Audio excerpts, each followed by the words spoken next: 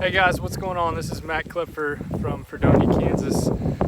Sending this message out to Miss Clark's class at Mansfield Middle School in Tucson, Arizona. I'm so excited for you guys to have a teacher like Mrs. Clark, exposing you guys to just some huge new paradigms that are happening right now in the world of food and medicine.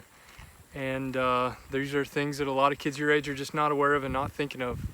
And I'm really happy for her to be exposing you guys to this new information. I'm just going to give kind of a quick background of how I ended up where I'm at right now, because this is this is definitely not where I thought I would be 10 years ago, but here we are. So growing up, going through school, I had a really hard time paying attention in school and really wasn't that great of a student, and I was a great musician. I went to college to go be a musician and studied to be a music educator, a teacher, and ended up touring the country with various professional groups, teaching alongside just the best of the best in the profession, which was a huge eye-opener for me. I saw people performing at extremely high abilities for a long time, and then I ended up going ahead and finishing my master's degree, which is profound considering the fact that I barely graduated high school. I had great grades in college, and as I started to become a music educator, I really worked with really high-end performers at the middle school and high school level, just teaching them how to become just great thinkers, great musicians, great people. And one day my paradigm changed drastically. I had a class of very high performers, and their schedule changed to after lunch, and after lunch I got them, and I'd like barely even recognize these kids. They just had such a hard time focusing, they couldn't think, their technical ability, finger dexterity was just way off, and it was like this for several days. So I followed these kids around because this really piqued my curiosity, like how these kids were just at the top of their game at the middle school level. And one day I walked into the lunchroom and I was watching these kids eat and what they were eating and how they were interacting with each other. And at this time in my own personal life, I was really getting into weightlifting and supplements and food and learning how the body worked. And as a musician, we are all about learning patterns of recognition in life. And so I started to kind of connect these dots with how these kids were performing in my class versus which kids were eating what and where the food was coming from, and I started to really dive into this world of nutrition and health and medicine and farming. Now, I grew up on a fairly standard American farm in the 80s, but you know, as I'll tell you later, like as farms grew in size and in specialization, in monospeciation, farms became less diverse. And that's part of what's got us into this problem today. Diversity is what we as a country have built our strengths on. From an ethnic point of view, in a health point of view, everything is about diversity. This pasture that you can see behind me, these cows were just put onto this new fresh grass about 20 minutes ago. And the thing that has really helped the health of my animals is not the special species of grass, but the diversity of the species of grass on which they're able to graze. So as I watched this class, I started to really notice this food paradigm, and as this is happening simultaneously in my personal life, the health of my parents and friends is starting to go downhill. And me as the type of person, I really wanted to figure out why all this was going on, and so I just started researching and reading nonstop. I mean, for me, this is really the first time in my life that my curiosity has just driven me to acquire knowledge at such a high level. I've never been able to think and remember and retain information like this. I've only been on this paradigm for about 2 years now, but the amount of people I've been able to be in touch with, the amount of information I've been able to just read, learn, retain, and reteach to people has just been profound. So at this time my wife and I, we'd had our 4th child at my 5th year of teaching. So we were basically averaging 1 new child a year at teaching, which we have since stopped. We stopped at 4 children. And we just decided that I was going to be, I was going to try to change professions. At the cost of childcare for how young our children were, the health of everybody in our family just diminishing very quickly, I was just going to go for it and go in and try to learn how to raise food. Now, raising food at a level of quantity, I'm not really concerned with. I wanted to know how to raise the absolute highest quality of food, the cleanest food, the most nutrient dense food, because what we've started to figure out in the science and medicine world is that when Vietnam started in the 1960s, this is really the point at which everybody in medicine and everybody in farming started to go to war with nature. See, when the Vietnam War started, we patented Agent Orange and we were spraying herbicide on the jungle to defoliate it so we could see our enemy. And at that time, that was really the beginning of the massive antibiotic prescription climb. So that started in the 60s, and then from in the medicine world where we were prescribing 1 in 10 antibiotic prescriptions per 1,000 people. Now we're 886, and that statistic from the CDC website was, I believe that was in 1996. So that's so antibiotic wise, we're at a massive war with bacteria and sterilization of the world. So we really grabbed on to Louis Pasteur's germ theory, those of you that know that in science class. And in the farm world, this is where it really gets profound. So the company that we all know and love, Monsanto, they were the ones that actually patented the Agent Orange, but really this was where we started the whole chemical farming thing, and the beginning of the specialization of farms, and the factory farm really started in the 70s, specifically 1974. There was a very odd relationship going on between the CDC, the FDA, and the USDA, specifically in the year 1974. And this is when the USDA really put out this really big go big or go home message to the farmers. It was get big or get out of the business. It happened in dairy, it happened in beef, it happened in grain production. Everybody went specialized, and they went all in. And in doing so, there was a lot of paradigms that changed quickly. We started to see how many animals how many animals can we put in a very small confined space and make them live and be able to process them so we can have a higher quantity of meat. So at this point, we were putting at risk the health of the animal, so that, obviously in doing so, we were violating major principles in nature. Nature hates monospeciation and specialization. Nature exists in diversity. So we see a climb in vaccination, we see a climb in antibiotic use, and it really didn't happen much until about the early 90s is really when it started to take off. And if we cross-correlate that to what we see in human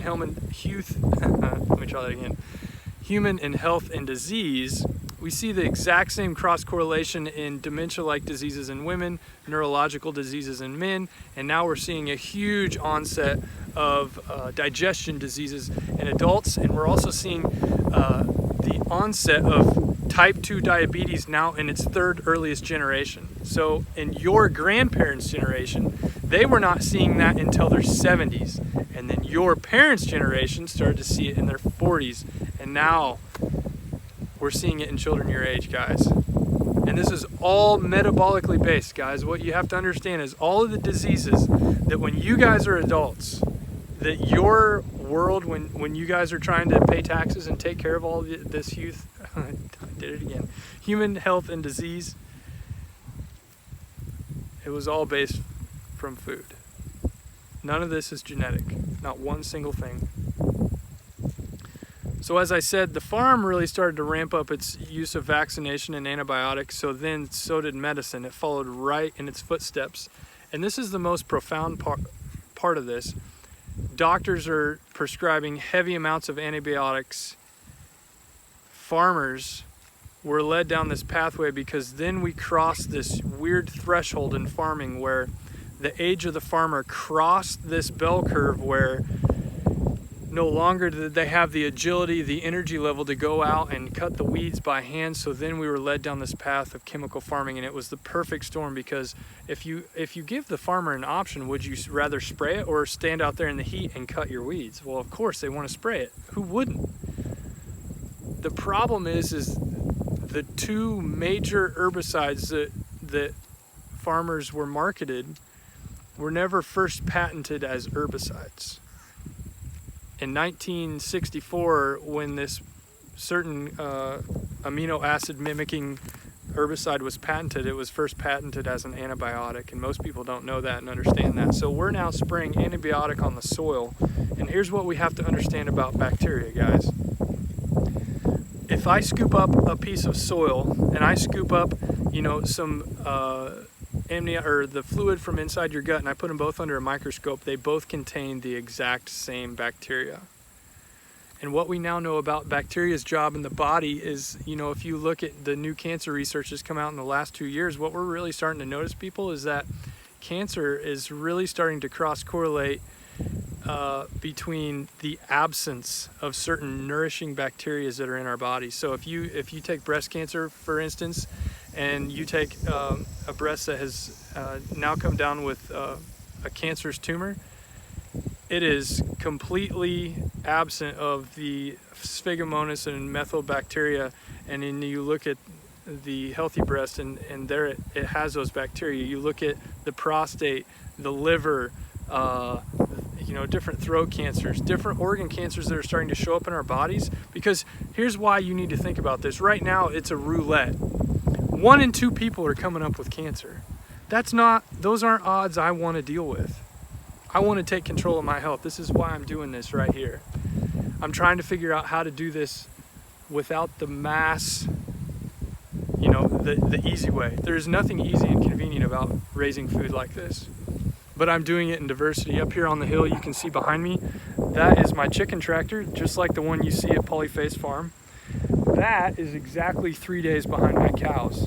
So that is gonna pull right in here where these cows are at, and as soon as these cows lay eggs, or they poop, the flies are gonna come in and lay eggs, and then on the 3rd day, when the larvae try to hatch, that's when those chickens are gonna come in and just wreak havoc on this. They're gonna completely clean and sterilize this part of the pasture so that next year, when I roam my cows over this, there's no flies.